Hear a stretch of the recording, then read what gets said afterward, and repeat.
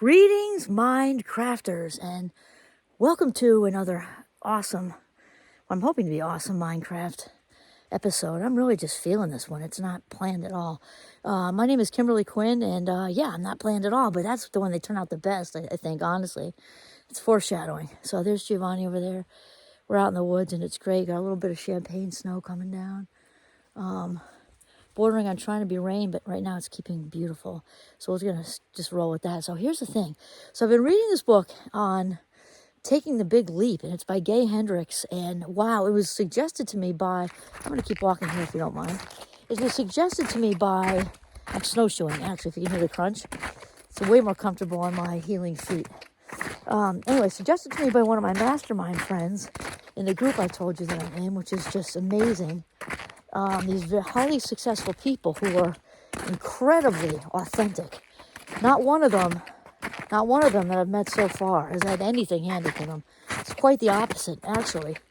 They've all got pretty big life stories, and they're very real. They're like Velveteen Rabbits. Have you ever read that book, the children's book? Like all the, the ego is rubbed off, and there's only the real left. I mean, they're just the best people. Anyway, so one of them recommended this book to me. And so far, literally every single book that's been recommended to me from a person in my mastermind group has really, really influenced my life.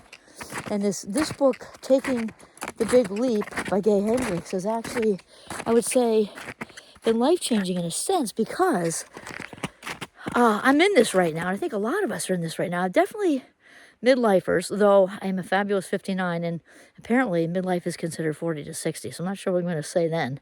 I think I'll just, as a very dear friend of mine says, labels belong on soup cans, so I think I'll leave it in the cupboard and just go with being completely grateful when I turn the 6-0, because think of the alternatives, right? I mean, I love my life, so bring it on. Anyway, okay, so taking the big leap. So this is the part, and I'm only about maybe 30 to 40% through the book, and and I got to be captivated pretty quickly to be able to stay with it. But here's the one, and it's got so many good, people say nuggets, makes me think of McDonald's, but these valuable pieces of wisdom. One of the biggest things that he talks about is the upper limit problem, which a lot of people would call the glass ceiling. It's the same thing. And we each have our own, and we talk about that in general for women, or in general for this, in general for that. He's talking about individually. We each have this, and it's so unconscious. And as much as, Freud got little Giovanni, as much as Freud got a bad rap for so many things, one thing, in my opinion, no one can ever, ever, ever take away from him is discovering the power of the unconscious mind, because it is driving the bus. And until we really allow some of the dark and ugly to surface from the vault and take them on and confront those limiting beliefs head on, it's going to be a tough battle to win, because we really have to, kind of clear out the junk from the mind in order to reprogram. I mean, think of it like a computer. When it gets all filled up with crap, old programs we don't use and old whatever we don't use, it slows down the whole processing speed. So anyway, as far as this upper limit problem blowing through your glass ceiling, he says, basically everybody's got a little bit of it, even the most successful people. The difference is with the successful people, and this is something we talk about frequently at the conferences I attend, and also in the small group discussions we have every single month, is we talk about the limiting beliefs. It's in different contexts and with different people saying different things in books, but it's all really kind of taking on this idea of what's holding us back and how to talk back to it. And so one of the things that Gay Hendricks, isn't this gorgeous? Oh my gosh. One of the things that Gay Hendricks talks about is how we continue to return to our set point. I was trying to get Giovanni there, but he's running around, as he should. He's golden retriever. Our set point, oh my God, he calls it the thermostat. I'm calling it the set point, I think. And I think in a different video, I called it the emotional home, because all that's the same. So, wow, this is what I thought about with myself.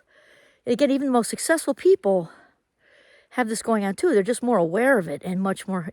Once we become aware of something, it's obviously easier to talk back to. And so I thought about that. Wow. So what that's about is when we start to really feel good in a relationship. We start to really feel good with our finances. Maybe it's income, maybe it's a promotion, maybe we hit the mark on however much we wanted to save, and invest or things like that. And we start to feel good about our habits and maybe our life circumstances, things that have happened to us. Again, money's my example, but he talks about all different things like relationships, and he talks about himself, which I love because that's the best. When you can hear when somebody shoots straight from the hip, that's just so meaningful. And so when we start to really feel good, it's like, okay, I felt good for a while. I'm not even talking about people swimming in self-loathing, because then they got a huge big glass ceiling, right? But it's even people who are most of the time kind of on it. We still do it. And then the most successful people still have a little like residual of it. So it's such a great conversation to have, because when I read that, I really saw that in myself. Like, okay, feeling too good, time to dial it back. And here's the thing, is we're not aware of it when we dial it back. It's just all of a sudden, and he talks about himself because he's got this. I just listened to a podcast of his yesterday, actually. He's crazy in love with his wife, Kathleen. He calls her Katie. And he noticed it, decades and decades ago, like, I'm feeling so great in this relationship. So that's when you come up with an argument. You don't even know you're doing it. Or you sabotage financially, which has, been a lot of the story in my earlier life. Not anymore. It's been a couple of decades of that. But with my impulsivity issues due to my fast mind, being in the fast mind club, also known as ADHD, for those of you who have not watched my previous videos, I refuse to call it that because it's so freaking negative, when the fast mind has lots of gifts as well. However, the impulsivity thing has definitely caused a ton of shame in my life, all through childhood and into my, earlier part of my marriage and everything. Oh, there he is. He's so handsome. Earlier part of my marriage and everything else. And so, I think I've been doing a ton of work on myself for a really long time. I'm sharing this with you because I'm so grateful. I'm so grateful. For me, it's God. If you can be universe, source, whatever, for the gift of my life, because so many angels have shared their stories with me. That's how we all get through it all. It's humanness. When you share the thread, first of all, it sends us a message that we're not alone in it, for one. There are other people who've had maybe not the same context as you, but they've had the similar feelings of certainly shame. And there isn't a more toxic emotion than shame that we can feel as human beings. It's excruciating.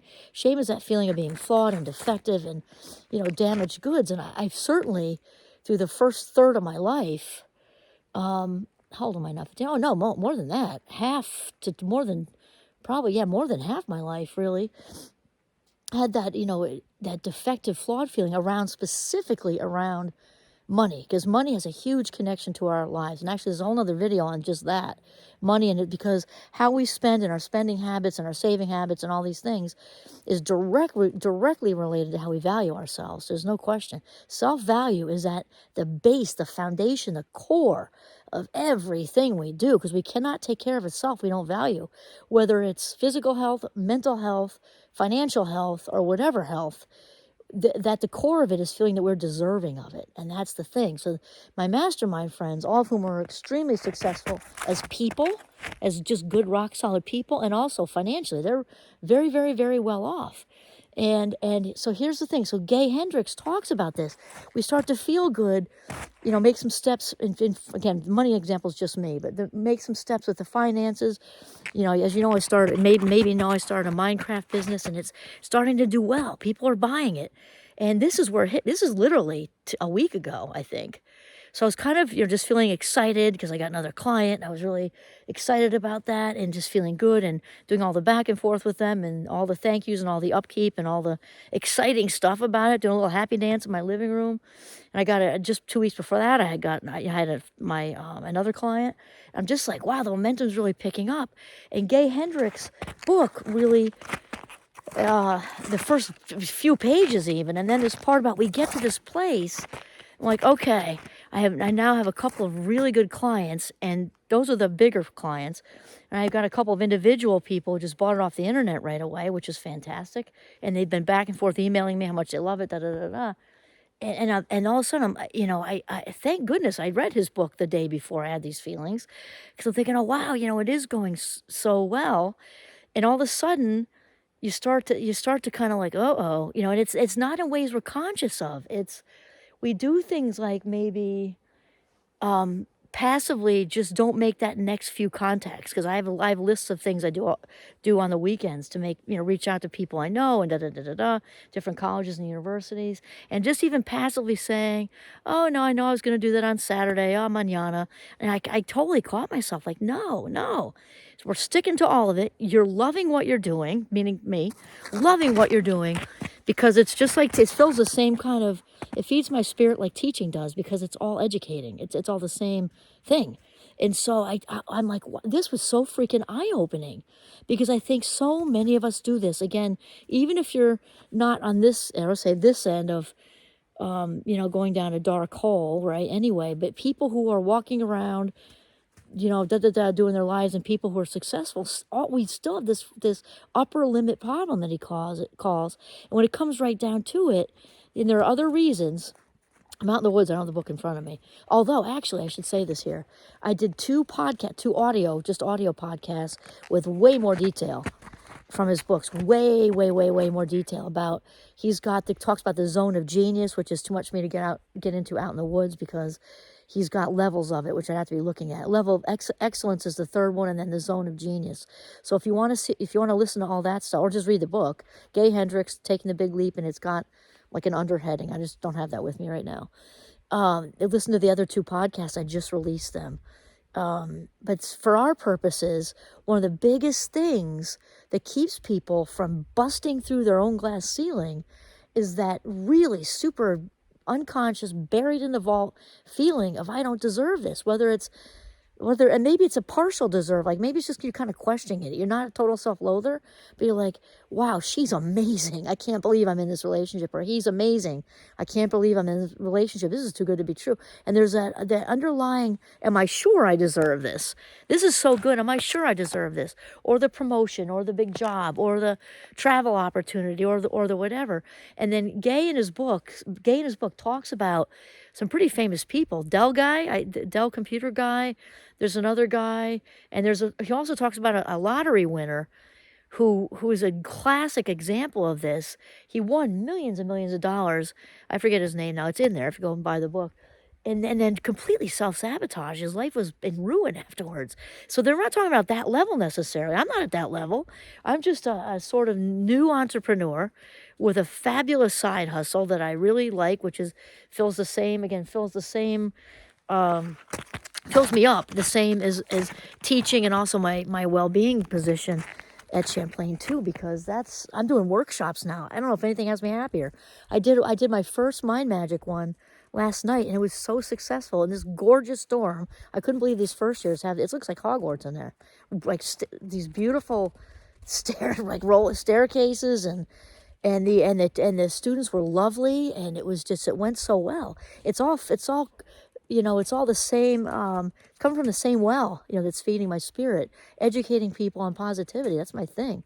And so here, as far as the side hustle, I kind of just wanted to share that. I'm putting myself out there a little bit, but if it makes a difference for people, you get something from it, and it's like, wow, that's me. Might be a little different context, start a cupcake business or something, and you got a bunch of clients, you got a bunch of mail orders, and then you're like, wow, this feels so good. I just say, let's just say I made an extra $500 this month in addition to my regular salary at my job. And you're like, whoa. So how we do that, and I'm in the book, I'm kind of right there with this, because I didn't finish the rest yet, is we have to push the envelope. We have to actually push the envelope. But I've been doing a lot of self-talk in my head, and I do that anyway. Like, that's just what I'm telling you. I have a lot of strategies. I feel pretty good most every day for most of the day. And yet this struck a chord in me. I'm like, wow, I got some work to do here. And so I've been consciously saying, and Gay Hendricks talks about this, I'm going to feel good for a little while longer. That's really been working for me, because we don't have to come up with some huge milestone. I'm going to reach this, I'm going to reach that dollar amount, or that amount of book sales, or whatever that promotion level, whatever. That, I took his advice. I changed the words a little bit, I think. But I said, okay, I'm going to feel good for a little bit longer. I'm going to feel good for a little bit longer. And it's pushing me past that little, like I felt it happening, like this is starting to take off. People are liking Minecraft online a lot. And I'm thrilled that they are because I'm very authentic about it, very genuine about it. I really and truly just want to reach as many people as who are ready to receive it, and then all the side effect stuff will happen too. It'll take off. It'll be so much fun to go and travel around and do talks at different universities and businesses and things like that. But for right now, I'm at the point where I'm saying this feels great, and to stay with those good feels. Again, make it to the context of whatever's going on in your life with the relationship or maybe some big creative endeavor you're doing. Stay with those good feels, which is actually something I tell my Minecrafters constantly. Actually, yesterday I was saying this to them. Stay with these good feels because this is how the brain busts through those old unconscious, that old unconscious programming and habits. Because when we can retrain the brain for sure. We can retrain the brain for absolutely positively sure once we clear out a lot of the crap. And again, once we're aware of whatever it is we're doing. So the good feels attract more good feels because the brain gets used to it. Kind of like if you cut, and it won't work out here in the snow. Well, actually, I guess you could. You could come by with like a big snowplow, probably not on the trail right here, but theoretically speaking, which would make it easier to walk. So we make it, or like a picture in the spring when the weeds are up to here, and then weeds are like especially where I am, this is covered. This is like very filled in when it's the spring and summer, and cut a nice like hiking path through the brain. We do that for the brain with these new messages. I feel good. I feel so good. I'm going to feel good for a little bit longer. We start to hear those self-sabotage voices. I'm going to feel good for a little while longer.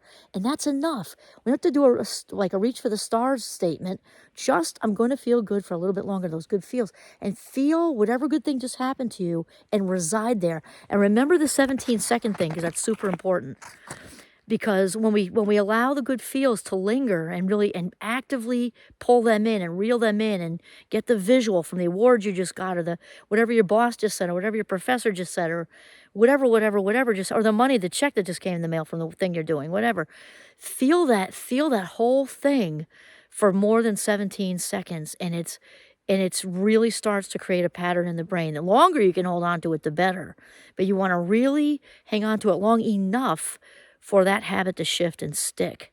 And do that, over and over and over, day after day after day. And after about 21 days, that's how long it takes a habit to shift and stick, for longer. Because remember, every single thought in our head, we think, positive or negative, expands every single thing. So when those thoughts, when we think them over and over and over again, we call them beliefs. And that can work for us or against us, as I'm sure you know. So in this particular situation of blowing through the glass ceiling, it takes a heavier lift because we've had this unconscious stuff going on so long. So we got to think it and think it and think it and think it, and it turns into a belief.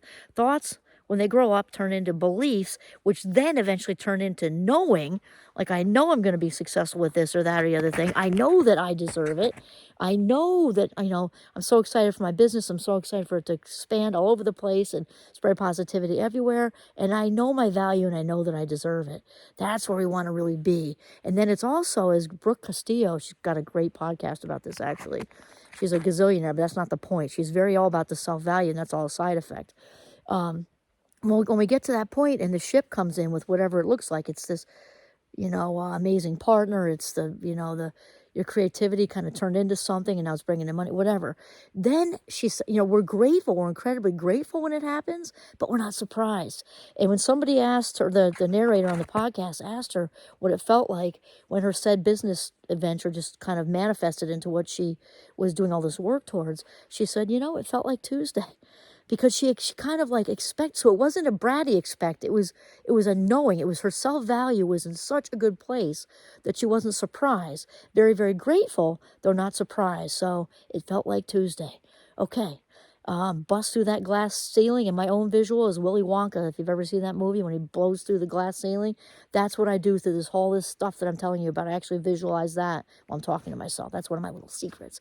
I guess it's not a secret because I just, told all of you. So, all right, Giovanni, and I wish you a very mindful, grateful, and prosperous day.